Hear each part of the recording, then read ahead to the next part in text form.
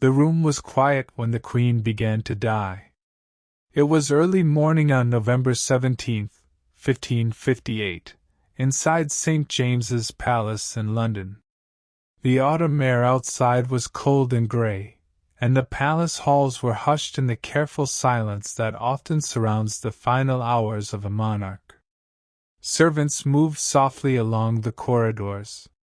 Courtiers spoke in whispers.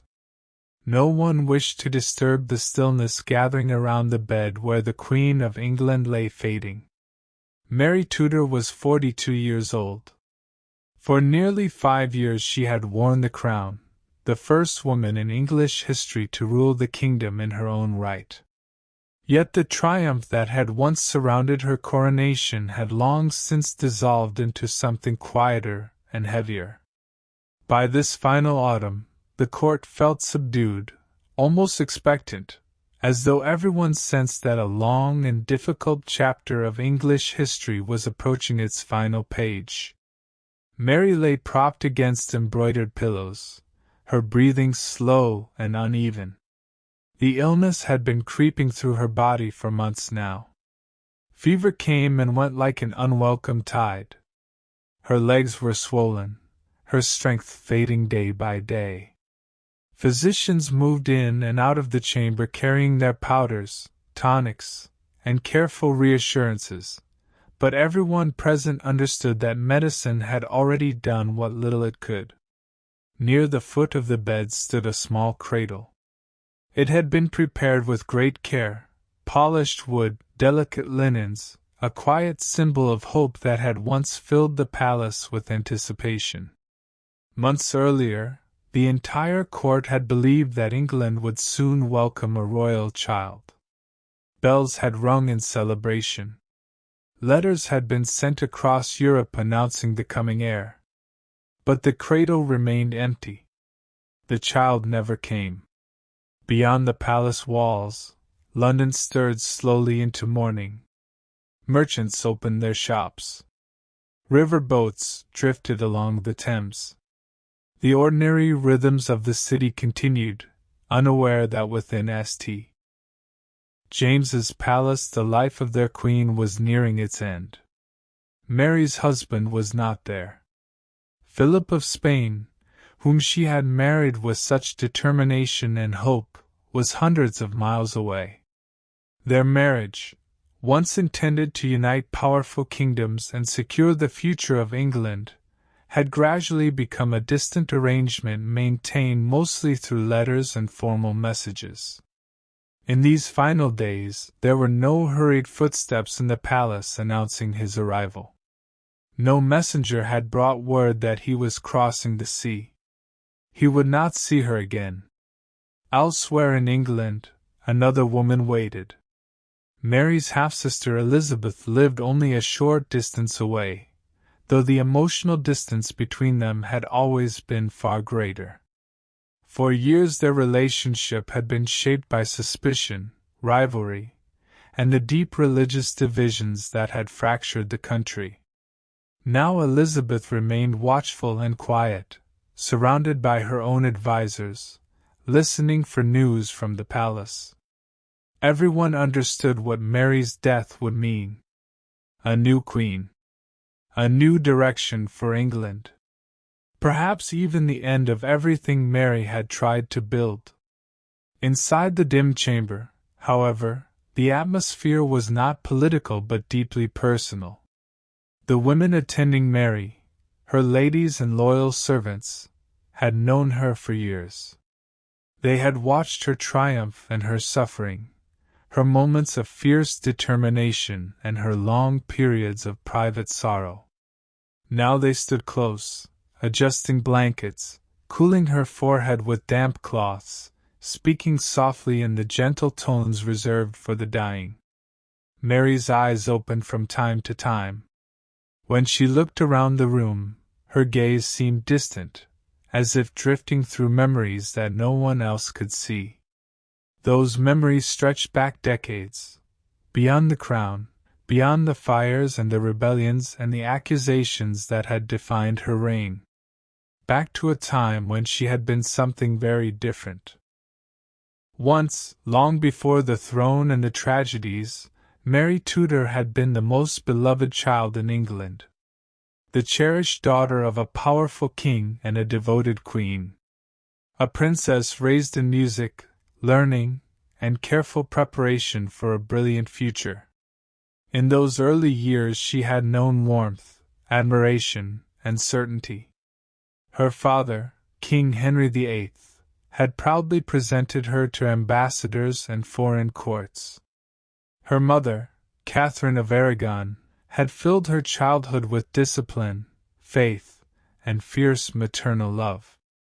Courtiers had spoken confidently about the extraordinary destiny that awaited the young princess. But the world Mary had been born into would not remain gentle for long. Because before she ever reached adulthood, that same father would declare her illegitimate. Her mother would be taken from her. And the princess who had once been the pride of England would spend 20 years living not as an heir to the throne, but as a disgraced daughter in her own father's court. The quiet room in St. James's Palace seemed to hold all those memories at once. The glittering promise of childhood, the long years of humiliation, the sudden and dramatic rise to power. Mary Tudor's life had been shaped by love, betrayal, patience, and revenge in equal measure. And as her breathing grew softer in the dim November light, the story of how she reached this lonely final morning stretched back through 4 decades of English history, to a winter day in 1516, when bells first rang across London to celebrate the birth of a royal child. A daughter. And though few people realized it at the time, that daughter would one day change the history of England forever. The bells that rang across London in February of 1516 were meant to celebrate the future. Inside the Palace of Placentia, the royal residence that stood beside the grey waters of the Thames at Greenwich, a child had just been born to the King and Queen of England. Courtiers hurried through corridors carrying the news, servants whispered excitedly in kitchens and stairwells, and messengers prepared to ride across the kingdom with the official announcement. King Henry VIII had a daughter. For the court, the moment carried both joy and quiet uncertainty. England had waited eagerly for a prince, a strong male heir who would secure the Tudor dynasty and continue the line that Henry's father had fought so hard to establish. The young king himself had hoped for a son. Yet when the news reached him, Henry did not show disappointment. According to the Venetian ambassador who observed the court closely, the king received the announcement calmly, and even cheerfully. He reportedly remarked that both he and his queen were still young. There would be other children. Sons could still come in time. For now, the birth of a healthy daughter was reason enough to celebrate. The child was named Mary. Her mother, Catherine of Aragon, had endured years of pregnancy, loss, and heartbreak before this moment. Several earlier babies had been born only to die within days or weeks. Each loss had weighed heavily on the Queen, who was known for her deep faith and quiet strength. Now, finally, one child had survived. To Catherine, the infant lying in the cradle beside her bed was nothing short of a miracle. The Queen watched over her carefully in those first fragile weeks, determined that this daughter, this small, quiet child with dark hair and solemn eyes, would live. And live she did.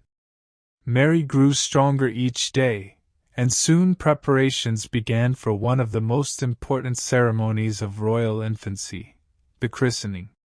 In England, the baptism of a royal child was not only a religious event, but also a powerful political symbol. Nobles gathered, alliances were displayed, and the kingdom was reminded that the Tudor line continued. The ceremony took place with all the grandeur the court could provide. Candles flickered against the stone walls of the chapel. Noblewomen carried the infant princess beneath a canopy of cloth of gold. The air smelled faintly of incense and wax as priests spoke the ancient words of blessing. Courtiers watched closely, studying the tiny figure wrapped in rich fabric, the only surviving child of their king. Even as an infant, Mary represented something larger than herself. She was the future of the Tudor dynasty. In the months that followed, the royal household organized itself around the young princess. Nurses, governesses, tutors, and attendants were appointed to care for her as she grew. Letters from foreign courts began to arrive, already discussing potential marriages that might one day unite England with other European powers. Such discussions might seem astonishing for a baby only months old, but this was the reality of royal life in the 16th century. Princes and princesses were born into a world where their personal lives were inseparable from the politics of kingdoms. Yet within the private chambers of the palace, Mary's early childhood was filled with warmth.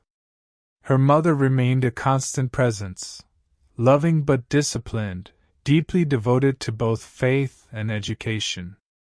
Catherine believed strongly that a princess should grow not only graceful and obedient, but also intelligent and capable.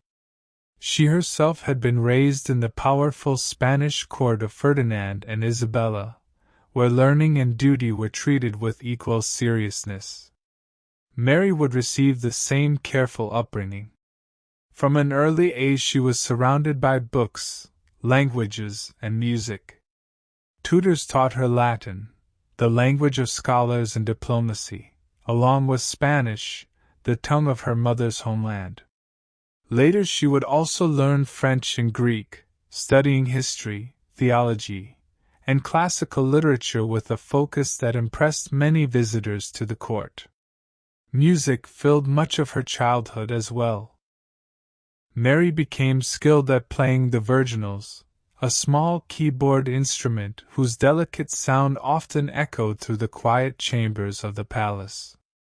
Courtiers noted that the young princess possessed both intelligence and discipline, traits that reflected her mother's influence. But perhaps the most important relationship of her early life was with her father. In these early years, Henry VIII adored his daughter. The king was young, energetic, and confident in his power. Tall, athletic, and charismatic, he dominated the English court with a presence that inspired admiration and fear in equal measure. Yet when it came to Mary, those who observed the royal family often noticed genuine affection. Henry liked to present the child to visiting ambassadors. He allowed her to sit beside him during certain ceremonies, proudly showing the foreign envoys that the Tudor dynasty was secure.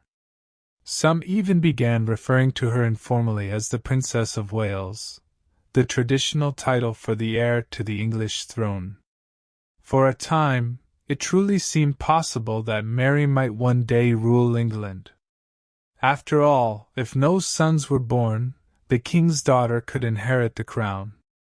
It was not the usual path for English monarchy, but history had shown that unusual paths sometimes became necessary. And so the little girl grew up surrounded by the quiet assumption that her destiny might be extraordinary. She rode through palace gardens with her attendants. She listened carefully to her tutors. She watched the complex rituals of court life with curious eyes. Everywhere she went, people bowed to her, calling her Princess Mary. In those early years, there was little reason to doubt that the love surrounding her would last. But courts are fragile places. Affection can shift. Favor can vanish. And the future that seems certain one year can disappear entirely the next. Because as Mary moved into childhood during the 1520s, something was beginning to change within the royal court of her father, something quiet at first, almost invisible, but powerful enough to reshape the lives of everyone around him. Soon, a new woman would appear in Henry VIII's world, and her arrival would alter the fate of the princess forever. The years that followed passed quietly and gracefully for the young princess. During the 1520s, Mary Tudor lived in a world that seemed carefully designed for stability. The English court was wealthy, orderly, and confident in its place among the great kingdoms of Europe. Her father ruled with energy and authority, her mother with dignity and discipline, and for the moment the future of the Tudor dynasty still appeared secure. Mary grew up surrounded by ceremony, but also by routine. Her household functioned almost like a small court of its own. Ladies-in-waiting attended her, tutors guided her lessons, and servants moved quietly through the corridors of the residences where she lived. The royal family traveled frequently between palaces, Greenwich, Richmond, Hampton Court, each one offering the same familiar rhythms of court life. In every place, Mary was treated not merely as a child, but as someone who might one day carry enormous responsibility. Her education reflected that expectation. Each morning began with study.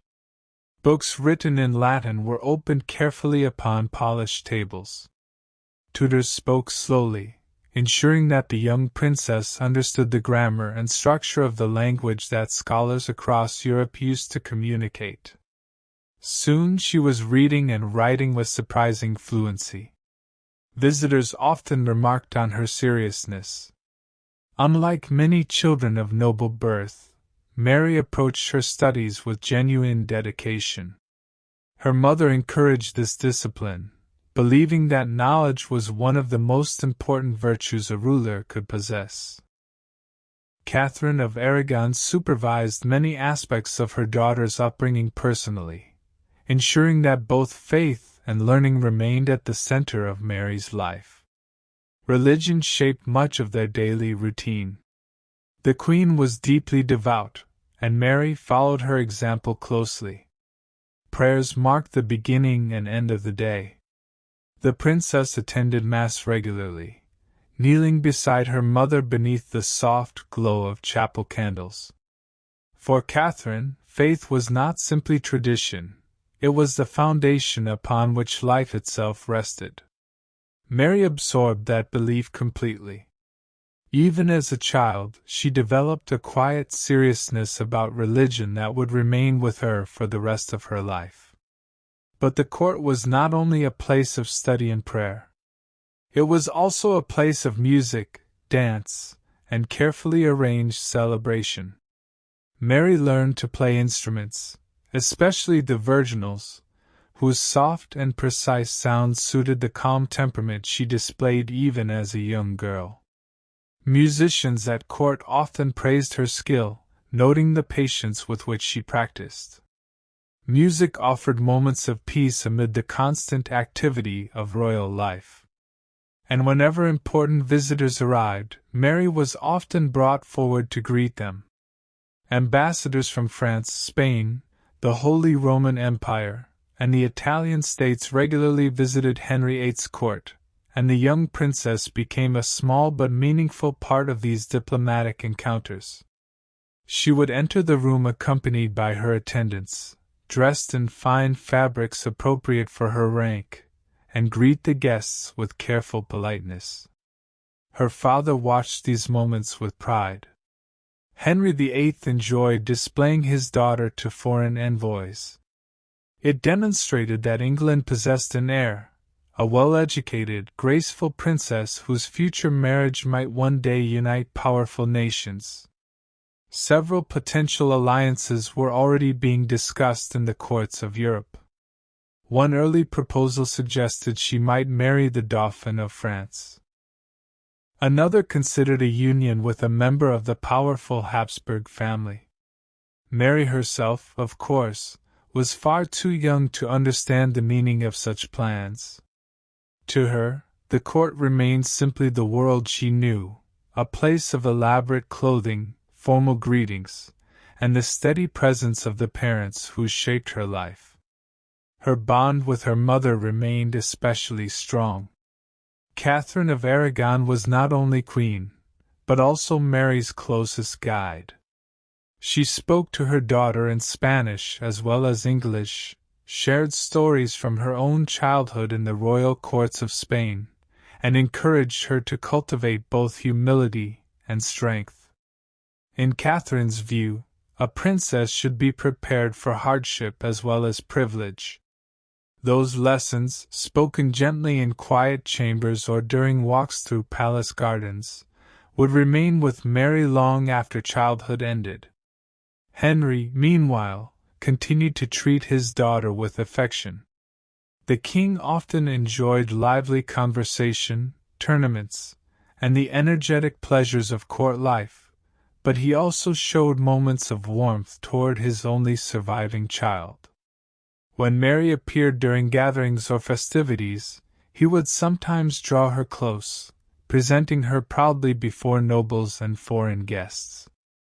For a time, the entire kingdom accepted a simple assumption. If the king never had a son, Mary might one day inherit the throne. It was an unusual possibility, but not an impossible one. The Tudor dynasty was still young, and England had learned through bitter civil wars how fragile succession could be. A well-prepared daughter might be better than uncertainty.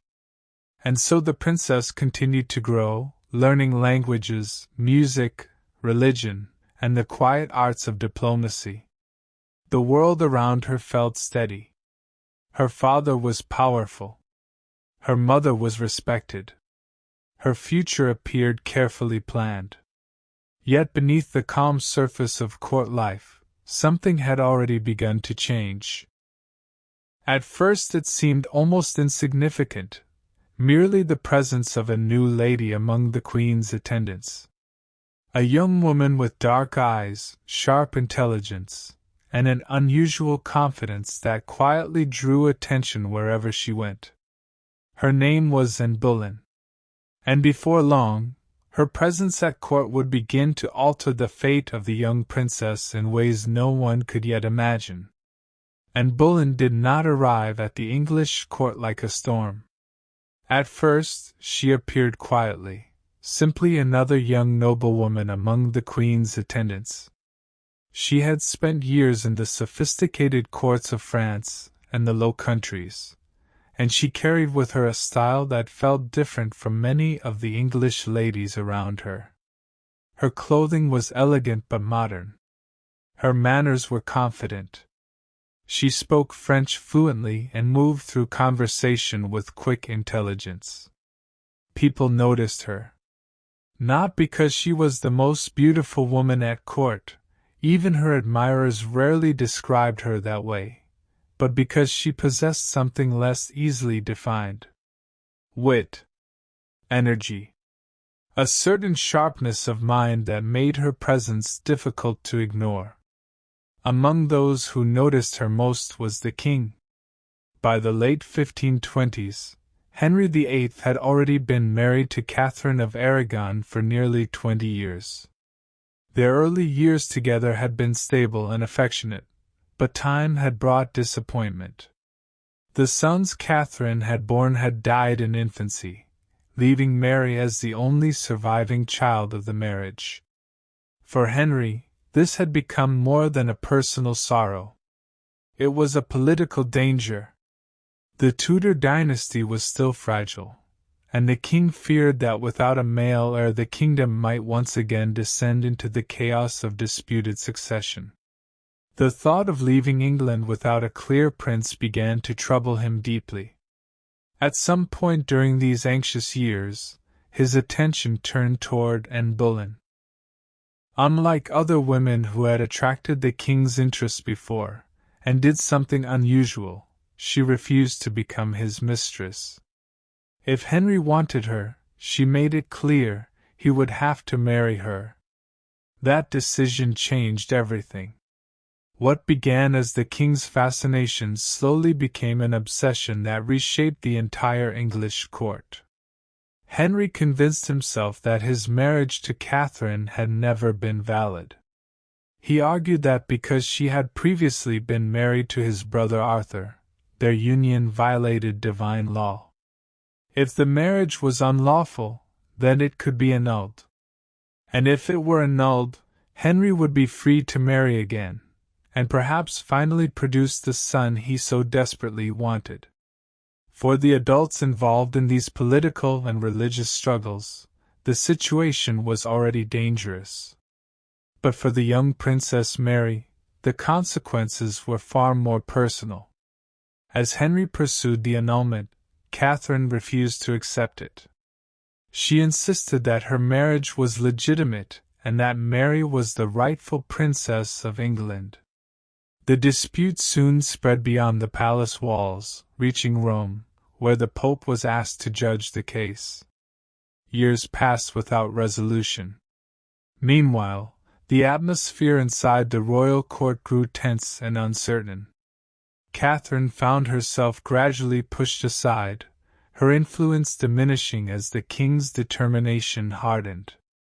Anne Boleyn's position, by contrast, grew stronger with every passing year. Mary watched these changes unfold from the edges of the conflict. At first she remained protected within her own household, shielded from the worst of the tension between her parents. But it became increasingly difficult to ignore what was happening. The warm stability of her childhood began to fade, replaced by whispered conversations and uneasy silences. Eventually, the separation became unavoidable. Catherine was ordered to leave the court and live apart from the king.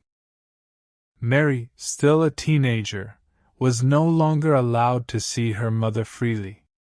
The two who had once prayed together daily were suddenly divided by royal command. Letters became their only connection. For Mary, the change was devastating. Her father, the man who had once proudly presented her to ambassadors and called her his beloved daughter, now seemed distant and determined to erase the life he had built with Catherine. The dispute that had begun as a question of marriage was turning into something much larger. Because Henry was not simply challenging his wife. He was preparing to challenge the authority of the Church itself. And when that challenge finally reached its conclusion in 1533, the consequences for Mary would be immediate and brutal. Her father would marry Anne Boleyn. Her mother would be declared no longer queen. And the princess who had once been the future of England would suddenly be given a very different title. Lady Mary. A bastard in the eyes of the law. For Mary, the years that followed were the darkest of her life. Once the king had married Anne Boleyn in 1533, the transformation of Mary's world happened quickly and without mercy. The legal declaration came first. Parliament confirmed that Henry's marriage to Catherine of Aragon had never been valid. As a result, the child born from that union, the princess who had once been treated as the future Queen of England, was officially declared illegitimate. Mary was no longer princess. She was now simply Lady Mary. The change was not only symbolic. It reshaped her entire position within the royal household. Her own servants were dismissed or reassigned. Her household was reduced. The respect that had once surrounded her disappeared almost overnight, replaced by the cautious distance that courtiers often showed toward those who had fallen from favor. But the most painful loss was her mother. Catherine of Aragon had already been removed from court some years earlier, ordered to live in a series of distant residences under increasingly strict supervision. Now the separation became permanent. Mother and daughter were forbidden to see one another. For two people who had been deeply devoted to each other, the order was unbearable. Mary wrote letters whenever she could. Catherine replied with equal determination. Their correspondence, carried secretly through trusted servants, became a fragile thread connecting them across the distance that Henry had imposed. In those letters, Catherine tried to comfort her daughter. She reminded Mary that she was still the rightful princess in the eyes of God, whatever the king or parliament might declare. She urged her to remain strong in her faith and to remember that truth did not change simply because powerful men demanded it. Mary clung to those words. But the pressure surrounding her continued to grow. Henry and his advisers demanded that she acknowledge the new reality, that Anne Boleyn was now queen, and that Mary herself had been born from an unlawful marriage. If she refused to accept that declaration, she risked far more than humiliation. She risked her life. Mary refused. Quietly but stubbornly, she continued to insist that her mother was the true Queen of England. It was an act of loyalty that placed her in constant danger. The Tudor court had already shown how swiftly the king could destroy those who opposed him. Meanwhile, Anne Boleyn had given birth to a daughter of her own. The child was named Elizabeth. To reinforce the new order at court, Mary was removed from her remaining household and sent to live among the attendants of the infant princess. In practical terms, it meant that the former heir to the throne now served within the household of the king's new child. The humiliation was unmistakable. Mary, once the center of royal attention, now lived as a dependent under the authority of those loyal to Anne. She was expected to acknowledge Elizabeth as the legitimate princess of England. But she still refused. Her health began to suffer during these years. Stress, illness, and emotional exhaustion followed her constantly. Letters from observers described her as pale and frequently unwell, her spirit weighed down by the long conflict with her father's government. Then, in January 1536, the final blow arrived. Catherine of Aragon died in isolation at Kimbolton Castle. The news reached Mary quickly, but she was not allowed to travel to see her mother before death, nor was she permitted to attend the funeral. The woman who had shaped her childhood, her faith, and her identity was gone, and Mary could do nothing but mourn from a distance. Rumors spread through the kingdom. Some whispered that Catherine had been poisoned. Others believed grief and years of stress had simply broken her health. The truth remained uncertain, but for Mary the result was the same. Her mother was gone, and the daughter who had loved her most had not been allowed to say goodbye. The loss hardened something inside Mary Tudor. The girl who had once grown up surrounded by music, scholarship, and royal expectation now lived with a quiet anger that would never fully disappear. The humiliation of her illegitimacy, the separation from her mother, the pressure to deny what she believed to be the truth, all of it settled into memory. Years would pass. Kings and queens would rise and fall. But Mary would never forget the lesson those years had taught her. Because in the court of her father, loyalty had been punished, love had been forbidden, and the Princess of England had learned what it meant to live powerless beneath the will of a king. The years after Catherine's death did not bring relief for Mary. If anything, the atmosphere around her grew colder. The court had accepted the new order. Anne Boleyn was queen, her daughter Elizabeth was the legitimate heir, and the former princess lived quietly under watchful eyes, expected to submit to a reality she still refused to accept. Mary was now in her late teens, but the power she once might have held had vanished completely. She lived within the household arranged for Elizabeth, the small child who represented everything that had been taken from her. The situation was deeply symbolic. Mary, once addressed as the Princess of Wales and treated as the future of the kingdom, now occupied a position little different from that of a high-ranking servant. In formal ceremonies she walked behind Elizabeth. At public events she was expected to show deference to the infant who had replaced her. The humiliation was not always spoken aloud, but it was visible everywhere in the rituals of court life. Titles mattered. Order mattered. And the order of England had been rearranged in a way that placed Mary firmly below the king's new family. Yet she still refused to acknowledge the legitimacy of the change. Henry's advisers understood that Mary's defiance posed a quiet but real problem. As long as she continued to insist that her mother had been the true queen, she remained a symbol around which opposition might gather. Some people across England still believed she was the rightful heir. To remove that danger, pressure was applied again and again. Officials visited her residence with documents that demanded her signature, statements declaring that Henry's marriage to Catherine had been unlawful, that Mary herself had been born illegitimately, and that Anne Boleyn's child Elizabeth was the true Princess of England. Mary refused every time. The refusals made her position increasingly dangerous. The Tudor court had already shown that those who resisted the king's religious policies could face imprisonment, ruin, or death.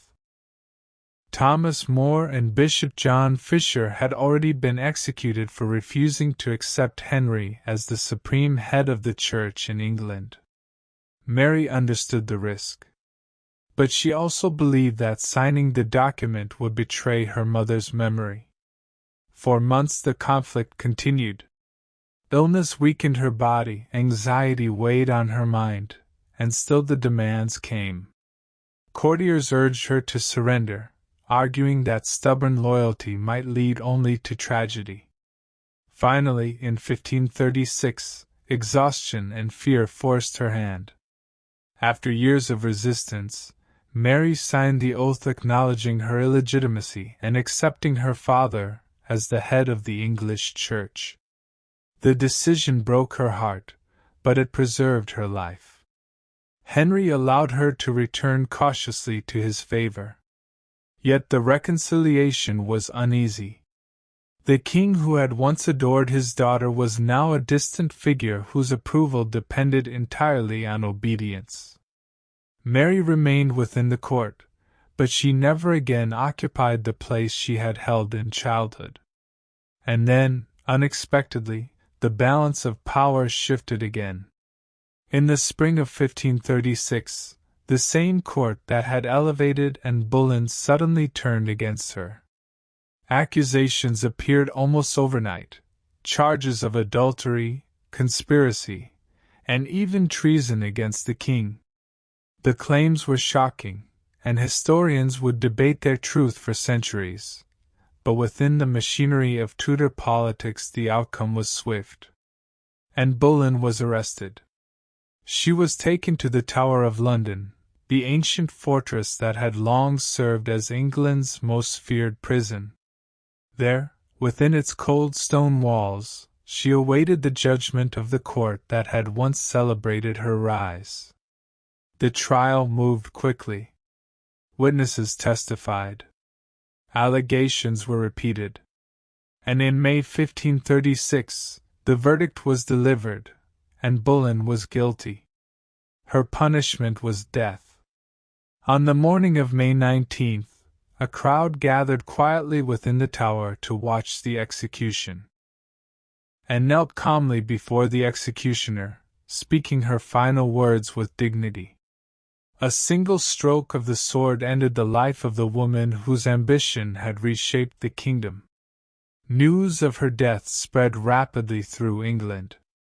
For Mary, the moment carried a strange mixture of emotions. Anne had been the woman whose arrival had destroyed her family, separated her from her mother, and reduced her from princess to bastard. For years Mary had lived under the shadow of Anne's power. Now that power had vanished in an instant. Some around Mary believed that everything might return to the way it had been before. With them gone, perhaps Henry would restore his daughter fully. Perhaps he would once again acknowledge her as the rightful heir. But Henry VIII had already begun looking toward another marriage. And the long years of uncertainty in Mary's life were far from over. The years moved slowly after the fall of Anne Boleyn. Henry VIII married again, and then again after that. The rhythm of the court adjusted to each new queen who entered the king's life, yet for Mary Tudor the essential reality remained unchanged. She lived within the orbit of her father's power, restored just enough to survive but never fully returned to the place she had once held. Time passed. Mary grew into adulthood, her character shaped by the long discipline of endurance. She remained deeply religious, devoted to the Catholic faith her mother had taught her. She attended Mass faithfully and surrounded herself with companions who shared those beliefs, even as England itself slowly drifted away from Rome under the king's authority. Henry's court, meanwhile, continued its restless transformations. New advisors rose and fell. Religious laws changed. Monasteries were dissolved across the country as the king strengthened his control over the English Church. For many people the changes were confusing, even frightening, but open resistance was dangerous. Mary watched all of this with careful caution. Her position had improved somewhat after she signed the oath acknowledging her father's authority. She was again allowed to appear occasionally at court, treated with a measured respect that reflected both her royal blood and the complicated history surrounding her. Still, she lived quietly, never entirely certain how secure that fragile balance might be. By the mid-1540s Henry VIII was no longer the vibrant young king he had once been. Age and illness had transformed him. His body had grown heavy, his temper unpredictable, and the injuries from old tournaments troubled him constantly. The powerful monarch who had once dominated Europe now moved slowly through the corridors of his palaces, surrounded by advisors who carefully managed the machinery of government. Mary saw him from time to time during these years. Their relationship remained distant but no longer openly hostile. The bitterness of earlier conflicts had softened into something more formal. The uneasy peace that sometimes exists between people who share too much painful history to easily forgive. In 1544, Parliament made an important decision. A new Act of Succession restored both Mary and her younger half-sister Elizabeth to the line of inheritance. They were not declared legitimate again, but they were placed after their brother Edward in the order of succession. It meant that if Edward died without children, the crown could pass first to Mary, and then to Elizabeth. For the first time in many years, Mary once again stood somewhere near the future of England. But that future still depended on the life of the king. On January 28, 1547, Henry VIII died at Whitehall Palace. The news spread quietly through the kingdom. The great king who had ruled England for nearly 4 decades was gone.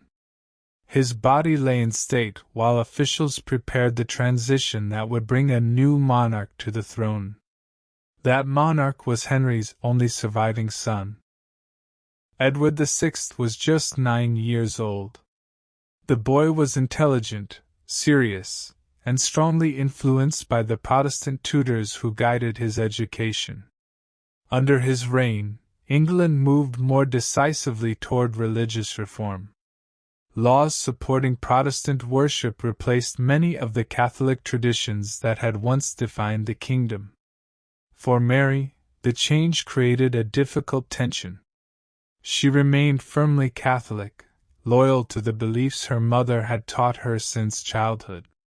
While Edward's government encouraged Protestant practices, Mary continued to hear Mass in her private household according to the older traditions of Rome. At first the young king tolerated this.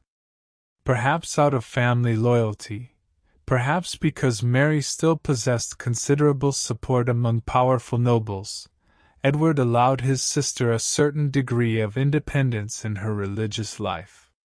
She withdrew more often to her estates, living quietly with her attendants and maintaining the rituals of faith that mattered so deeply to her. But England itself was changing rapidly. New prayer books were introduced.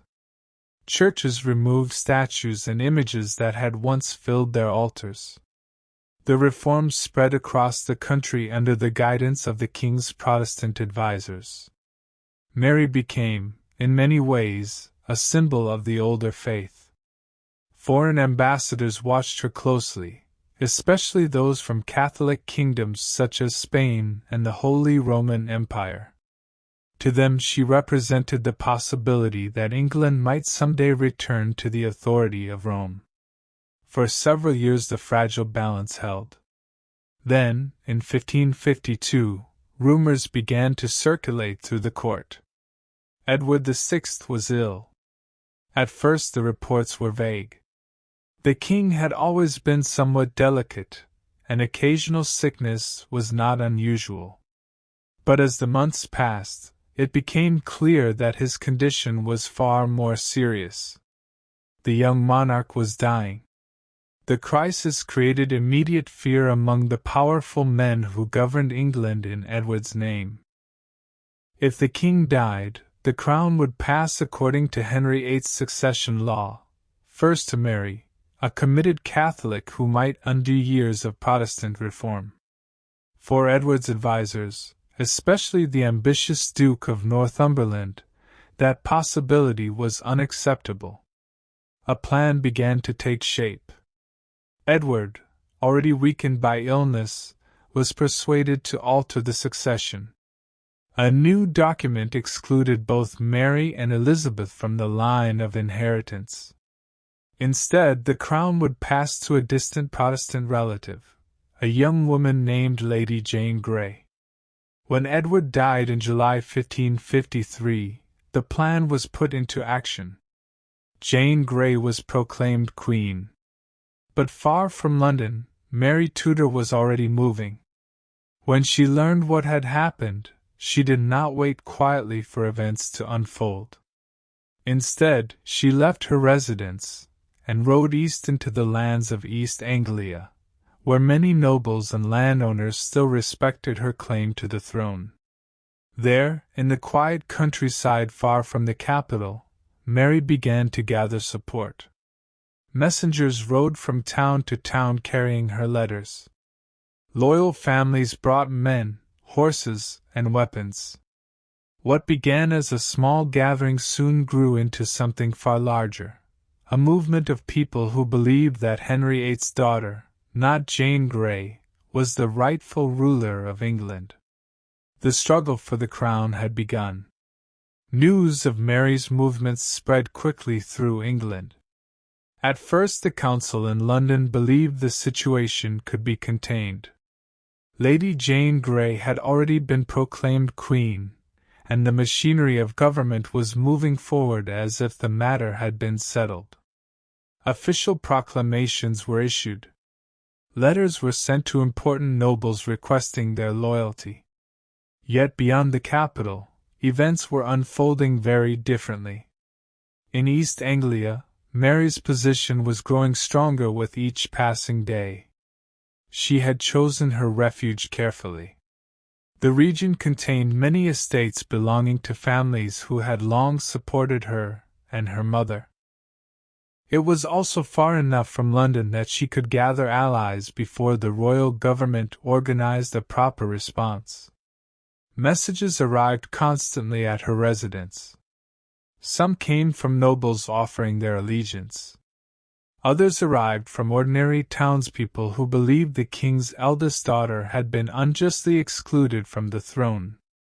What began as a cautious circle of supporters slowly turned into a gathering army. Men arrived with horses, weapons, and supplies.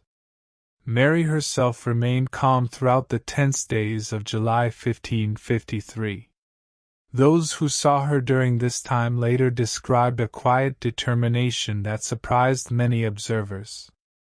The woman who had spent so many years enduring humiliation now showed a firmness that suggested those long years had also taught her patience. She wrote carefully worded letters declaring her lawful right to rule. In London, the Duke of Northumberland understood the danger immediately. If Mary's support continued to grow, Jane Grey's fragile claim would collapse. Determined to stop the rebellion quickly, he gathered an army and prepared to march east. The plan, however, began to unravel almost as soon as it started. Northumberland's troops were uneasy. Many soldiers had no desire to fight against the daughter of Henry VIII, whose claim to the throne seemed stronger in the eyes of tradition and law. As the army moved away from London, desertions began quietly. Meanwhile, Mary's forces continued to expand. Noble families declared their support. Local militias joined her cause. Even members of the Royal Council in London began to reconsider their position. The political winds were shifting faster than anyone had expected. Within days, the balance of power changed completely. On July 19, 1553, the Privy Council abandoned Jane Grey and proclaimed Mary Tudor the rightful Queen of England. Church bells rang across London as the news spread through the city. Crowds gathered in the streets celebrating the sudden reversal. The experiment that had placed Jane Grey on the throne had lasted only 9 days. Mary had won. When the new Queen entered London soon afterward, the reception was overwhelming. Contemporary accounts describe crowds lining the streets, cheering as she passed. After 20 years of uncertainty, humiliation, and patience, Henry VIII's eldest daughter had finally claimed the crown that had once seemed lost forever. She was 37 years old. The moment carried a sense of justice for many who watched it unfold. The princess who had once been declared illegitimate had returned not as a disgraced daughter, but as the ruler of the kingdom itself. Mary entered the Tower of London not as a prisoner, but as a monarch preparing for her coronation. And at first, she showed remarkable restraint. The young Jane Grey, whose brief reign had been arranged by powerful men around her, was spared. Mary understood that Jane herself had never truly sought the crown. For the moment, the new queen chose mercy. England seemed ready to begin a new chapter. The long years of Mary's suffering appeared to have ended in triumph. The kingdom welcomed its first ruling queen, and many hoped that her difficult past would lead her toward wisdom and moderation in power. But beneath the celebration, deeper questions already waited. Mary had gained the throne after decades of loss and humiliation. The faith she had defended all her life was still under threat. And at 37, she faced a problem that every monarch of the 16th century understood clearly. She had no husband, and no heir. Without a child to inherit the crown, the future of England remained uncertain. Her half-sister Elizabeth, Protestant, intelligent, and widely watched, still stood next in the line of succession. Mary knew what that could mean. If she died without a child, everything she believed in, the faith of her mother, the cause she had defended for so many years, might disappear the moment Elizabeth became queen. And so, almost immediately after securing the throne, Mary began thinking about the one thing she believed could protect her kingdom and her legacy. She needed a husband. and she needed a son. Mary had waited most of her life for the crown. Now that she possessed it, she understood how fragile it truly was. In the 16th century, a monarch's authority rested not only on law or loyalty, but also on something far more practical: succession. Without an heir, even the most powerful ruler stood on uncertain ground. And Mary, at 37, had very little time. The matter weighed heavily on her mind from the first months of her reign. Courtiers discussed possible marriages almost immediately. Advisors from across Europe quietly suggested candidates, princes and noblemen whose alliances might strengthen England's position. But for Mary, the decision was not only political. It was also deeply personal. For years she had lived with loneliness.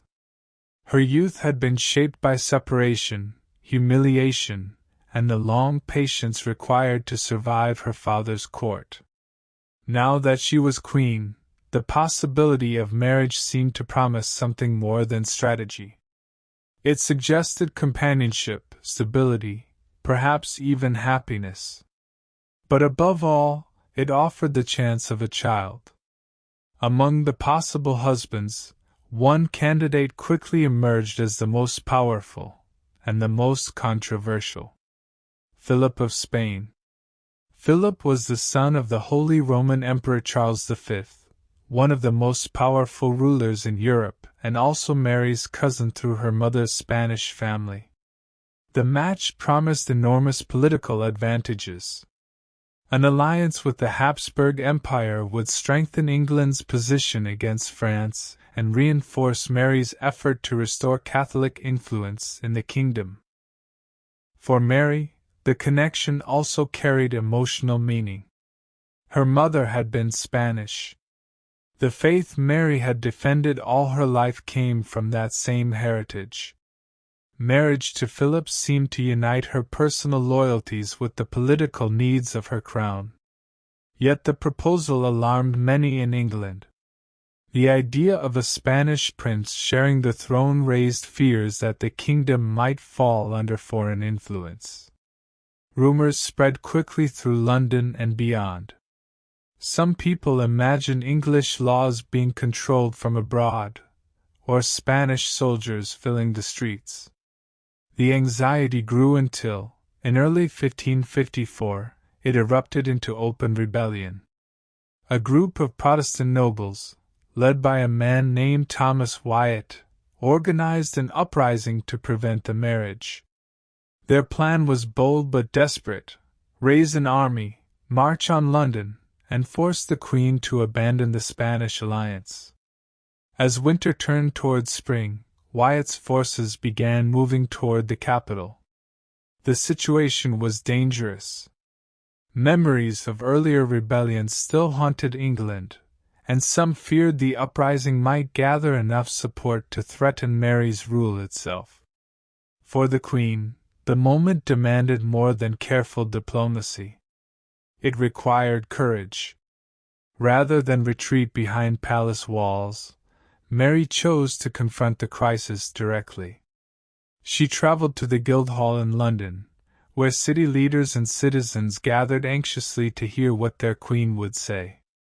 Standing before them, dressed in royal dignity but speaking with striking honesty, she addressed the fears surrounding her marriage. She reminded them that she was their lawful sovereign. She spoke of her love for England and her determination to defend the kingdom against rebellion. If necessary, she declared, she would live and die among her people rather than abandon the throne she had fought so long to claim. The speech had a powerful effect. Many who heard her later described the moment with admiration. Mary, often remembered for her quiet and reserved nature, revealed an unexpected strength. The citizens of London pledged their loyalty, and the city prepared its defenses. When Wyatt's forces finally approached, they found a capital ready to resist them. The rebellion collapsed soon afterward. Wyatt was captured and executed. Order returned to the kingdom, though the uprising left behind a trail of fear and suspicion. The consequences reached far beyond the battlefield. Lady Jane Grey, who had briefly been queen the year before, had originally been spared by Mary's mercy. But after Wyatt's rebellion, the young woman's existence seemed too dangerous to ignore. Even as a prisoner, she could still become a symbol for future conspiracies. Reluctantly, Mary approved the sentence. In February 1554, Jane Grey was executed at the Tower of London. It was a tragic end for a young woman who had never truly sought the crown, and it marked one of the first moments when Mary's reign revealed the heavy burdens of power. Soon afterward, the marriage proceeded. Philip arrived in England later that year, and the ceremony joined the English queen with the powerful Spanish prince. Across the kingdom, opinions remained divided. Some welcomed the alliance with a great Catholic dynasty. Others watched with quiet unease. But Mary believed the marriage would secure the future.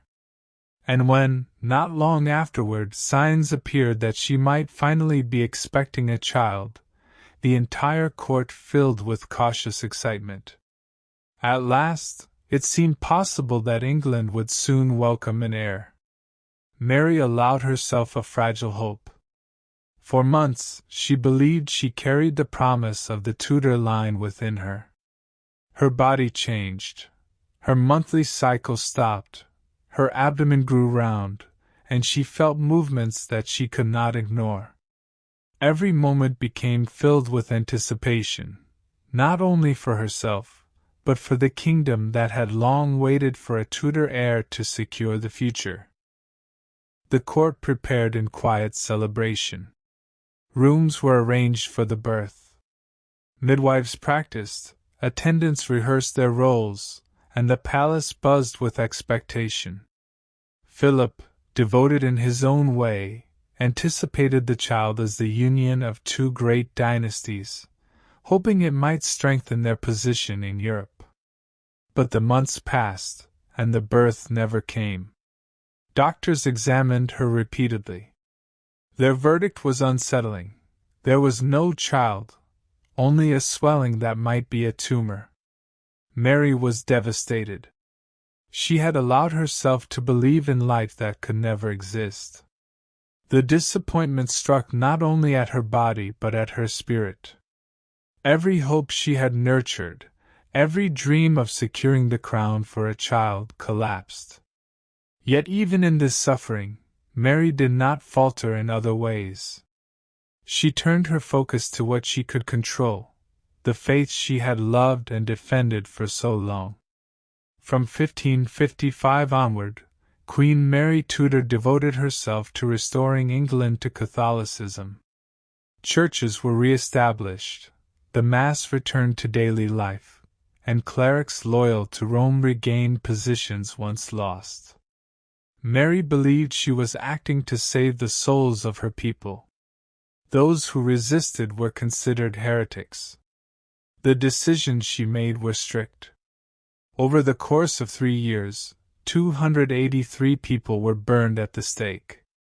Priests, ministers, and lay people who had embraced Protestantism faced public execution. Mary's actions were intended as mercy, in her mind, to cleanse the kingdom of error and bring it back to true faith. But the kingdom saw something different. For many, Mary became Bloody Mary, a monarch whose devotion to religion manifested as cruelty. The horror of the executions overshadowed the intent behind them. Stories spread quickly, painting the queen as ruthless, unyielding, and merciless. Yet beneath the public image, the truth was more complex. Mary was a woman shaped by betrayal, loss, and years of personal humiliation. She had endured the denial of her birthright, the death of her mother, the exile from her own court, and the humiliation of serving her half-sister. In her heart, the executions were not acts of pleasure or malice. They were acts of conviction, guided by faith and a desire to protect a country she believed she loved. Still, even in power, Mary remained deeply lonely. Philip left England in 1555, returning to Spain and never to come back. Her supposed companion and partner was gone, leaving her to face the consequences of her reign alone. Every decision, every decree, every act of punishment was hers alone. The crown that she had long waited for became both a triumph and a prison. Her reign, once celebrated for its return of the crown to Henry VIII's eldest daughter, had already begun to show the weight of solitude, grief, and the haunting legacy of a childhood that had never truly ended. By 1555, Philip had departed England. The Spanish prince left quietly, returning to his homeland where politics, family, and ambition awaited him. He would never come back. Mary, left alone on the throne she had long fought to claim, found herself confronting the cold reality of isolation. Letters she wrote to Philip went unanswered. Messages pleaded for his return.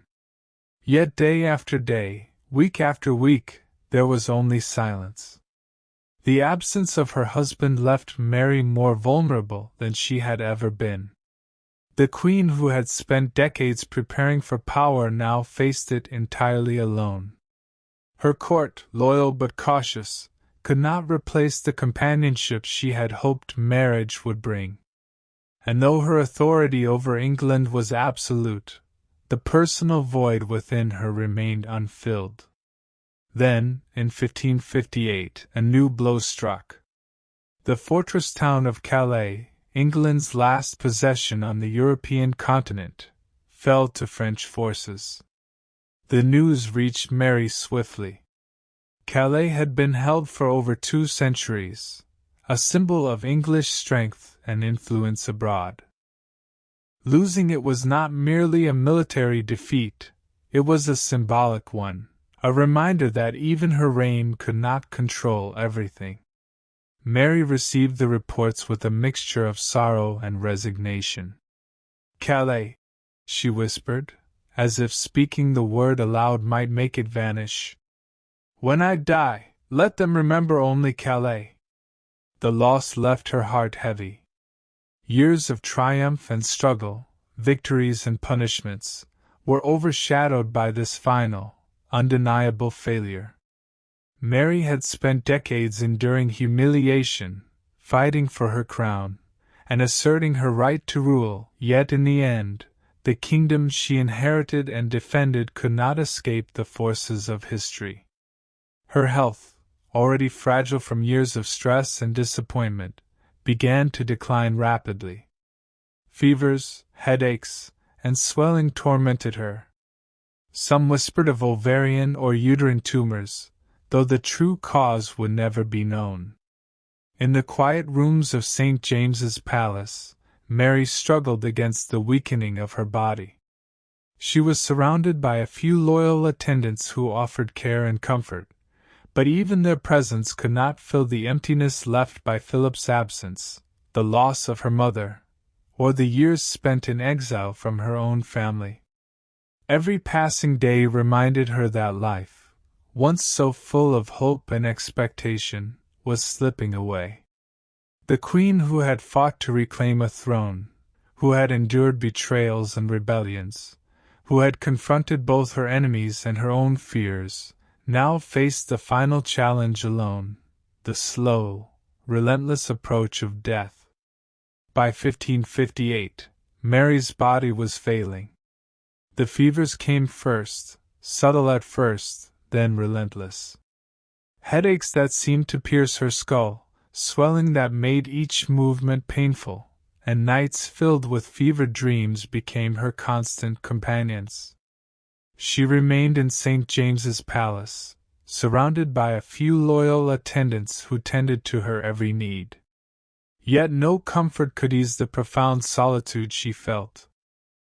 Philip was gone, never to return.